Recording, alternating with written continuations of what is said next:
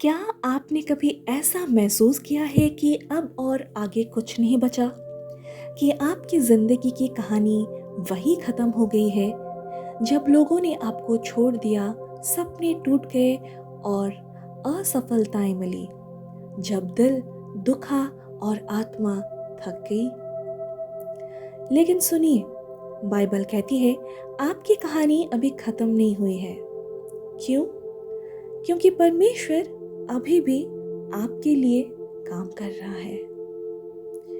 Praise the Lord. आप सभी को प्रभु यीशु मसीह के पवित्र और महान नाम से स्वागत करती हूँ, एक नए दिन में एक नए वचन के साथ। परमेश्वर आपके जीवन का लेखक है, अंत नहीं आप तय करते, वो करता है। इब्रानियों की पुस्तक 12:2 में वचन कहता है, यीशु की ओर ताकते रहे जो विश्वास का करता और सिद्ध करने वाला है। हम सोचते हैं कि हमारी असफलताएं, हमारे हालात या हमारी उम्र हमारी कहानी को ख़त्म कर देते हैं, लेकिन नहीं, यीशु ही हमारे विश्वास की कहानी का लेखक है और वो अब भी आपके लिए, मेरे लिए, हम सब के लिए कुछ बहुत ही अच्छा और बड़ा लिख रहा है। जब लोग द एंड यानी सब कुछ खत्म लिख देते हैं, परमेश्वर कहता है मैंने अभी नया अध्याय शुरू किया है। अगर आप अभी जिंदा हैं तो समझिए परमेश्वर ने अभी आपको छोड़ा नहीं है, वो अब भी आपके साथ है और हमेशा आपके साथ रहेगा। अंधेरे अध्याय का मतलब कहानी खत्म नहीं है। मत्ती 27:59-60 में वचन कहता है यीशु का शव कब्र में रखा गया। मत्ती 28:6 में वचन कहता है वो यहाँ नहीं है, वो जी उठा है। यीशु के शिष्यों को लगा कि सब खत्म हो गया है, गुरु मर गया, सपना टूट गया, आशा चली गई, लेकिन तीसरे दिन कब्र खुली थी, जीवन फिर लौटा। क्या आज आपकी जिंदगी भी गुड फ्राइडे की जैसा लग रहा है?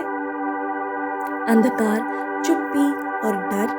तो याद रखिए आपका ईस्टर यानी रेजरेक्शन आने वाला है, आपका पुनरुत्थान आने वाला है। परमेश्वर कब्र में नहीं छोड़ता, वो पुनरुत्थान देता है। परमेश्वर असफलताओं को गवाही में बदलता है। यूसुफ की कहानी उत्पत्ति 50 उसके 20 में आप देख सकते हैं, तुमने मेरे साथ बुरा करने की योजना बनाई थी, परंतु परमेश्वर ने उसे भलाई में बदला। हालेलुया। यूसुफ को उसके भाइयों ने धोखा दिया, गुलामी में बेच दिया, झूठे आरोपों में जेल भेज दिया। यीशु ने उस कहानी को पलट दिया, गुलामी से उठाकर उसे मिस्र का प्रधानमंत्री बनाया। जिसने उसे धोखा दिया उसी को उसने रोटी दी। यूसुफ की कहानी खत्म नहीं हुई थी, आपकी भी नहीं हुई है। परेशानी स्थायी नहीं है, परमेश्वर परिवर्तन लाता है। भजन संहिता 30:5 में वचन कहता है सांझ को रोना हो सकता है पर भोर को आनंद होता है। आपकी कहानी में दुख का अध्याय है, लेकिन ये अंतिम अध्याय नहीं है। आप जो आंसू बहा रहे हैं वो व्यर्थ नहीं है। परमेश्वर हर आंसू को गिनता है, वो दुख को खुशी में बदलता है। हो सकता है आज आप ठुकराए गए हो, पर वो आपको अपनाने वाला है। आत्मा जब टूटती है परमेश्वर पास आते हैं। भजन संहिता 34:18 में वचन ऐसा कहता है, यहोवा टूटे मन वालों के निकट रहता है और पिसे हुए मन को बचाता है। आपका टूटा दिल, आपकी अधूरी कहानी, आपकी टूट चुकी आशा परमेश्वर को आकर्षित करती है। जब लोग दूर चले जाते हैं परमेश्वर पास आते हैं। कभी कभी परमेश्वर हमें वहाँ गिरने देता है ताकि हम ये जान सके कि उठाने वाला सिर्फ वही है और कोई नहीं। परमेश्वर आपके लिए नई शुरुआत रखता है। यशाया 43:19 में वचन कहता है, देखो मैं एक नया काम करने जा रहा हूँ, अब वो प्रकट होगा, क्या तुम उसे नहीं पहचानते?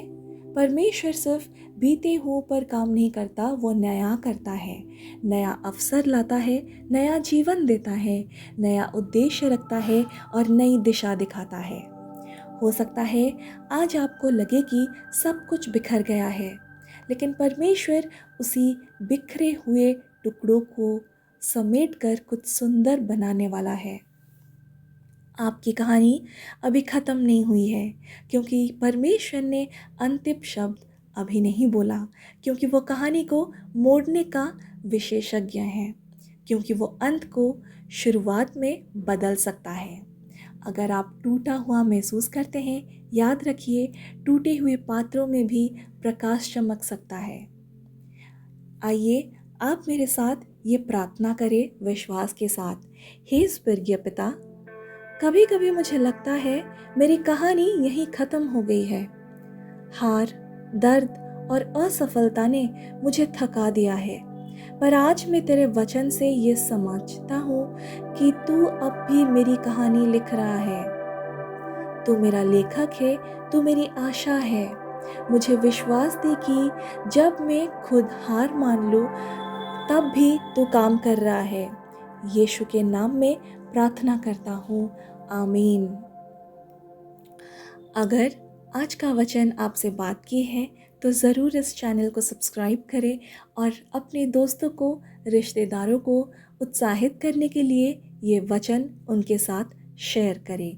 Praise the Lord, hallelujah, amen.